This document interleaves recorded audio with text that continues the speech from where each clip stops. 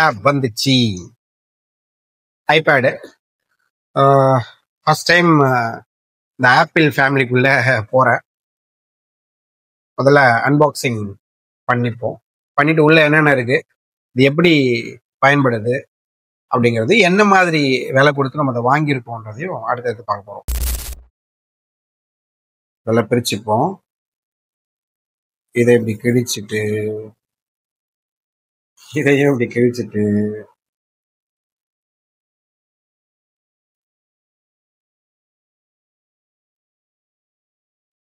Wow, வாரமா வச்சுருவோம்.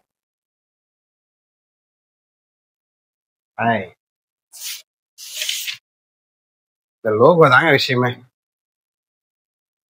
செம்மையா இருக்கு.